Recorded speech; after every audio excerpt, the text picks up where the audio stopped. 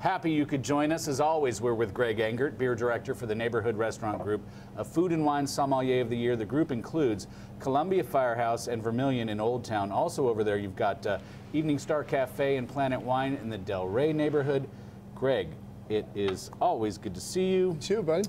What do we have on tap this week? Did we miss this for Christmas? It's a late Christmas present. It is an amazing beer from one of my favorite American breweries. It's called Crooked Stave, the brewery, Crooked Stave Artisan Beer Project. We've done one of theirs. And there's a reason for that. So Crooked Stave just turned 5 years old, which is kind of amazing considering how cutting edge I still think that they are. And Chad Jacobson is the founder, the owner, and the brewmaster at Crooked Stave and the blender. And they've been making amazing kind of old school farmhouse style beers for a very long time. Almost every single one of his beers sees some kind of wood aging at some point. Lots of mixed yeast fermentation. Chad actually made his first name for himself as a student, where he wrote a master's dissertation on Brettanomyces, the wild yeast that turns beer funky and flavorful. So lots of really cool stuff coming out of Crooked Stave, and he has been gracious enough to just start sending us more and more of his beers. So you will see Crooked Stave beers throughout DC with the Neighborhood Restaurant Group and a few others, and particularly some of his rarities. So what we have in front of us here is something called Silly Cybies, and it is a dark, sour kind of funky beer base, aged in oak barrels, and then finished with literally tons of raspberries, and that's why it's so dark. The and nose delicious. is very inviting, though. Big fresh strawberry flavor. Oh my, that is good. Good.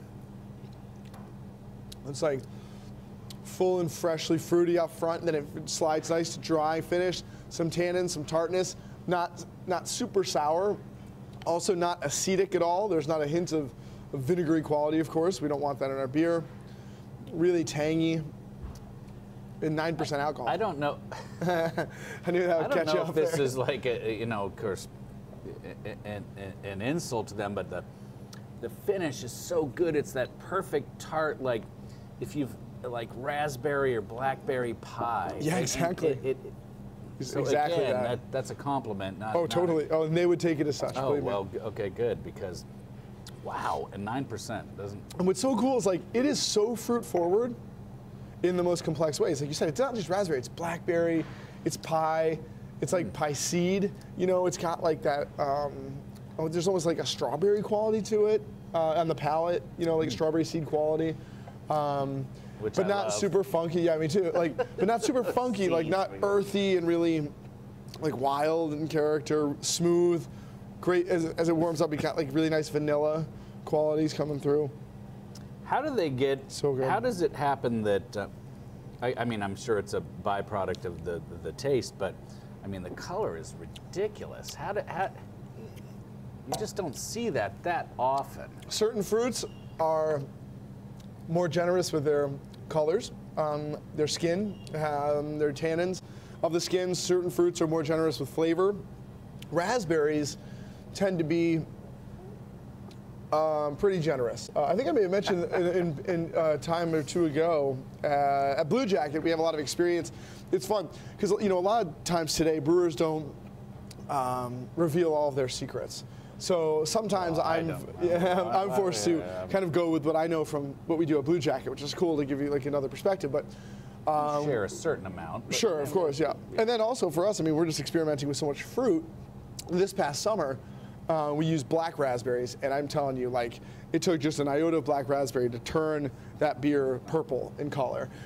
These are just standard red raspberries. Takes a little bit more, but the raspberry is the kind of fruit that's going to give you a lot of intensity. Whereas if you're using like peaches, that's a very delicate fruit. Strawberry is very delicate. So, but make no mistake, they are using an intense amount of We fruit want the here. manly fruit. The manly fruit.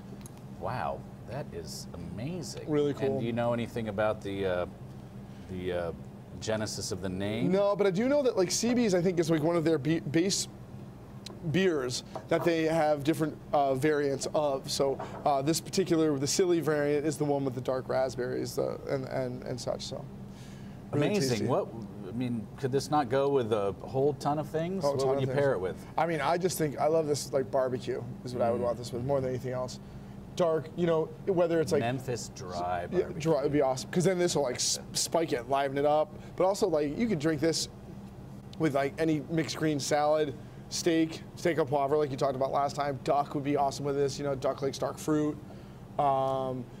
Any manner of goat's milk cheese or blue cheese is going to be like balanced against this. It's a decadent drink that goes with a lot. My wife makes a dynamite spinach salad with blue cheese and strawberries. I mean, this would just be killer with that. Oh, amazing! Yeah. But with seared meats too. Oh, exactly. Again, I think. I mean, like, yeah, it really is. It's dynamic, and I mean, you know, we note this a lot of times, but I would not have thought there's 9% alcohol in this. It really is like, it's rich and full-bodied and round, but it's lively on the palate, but it does not drink. You know, if you think about last week, we did a bourbon barrel-aged triple that was just a little bit stronger than this.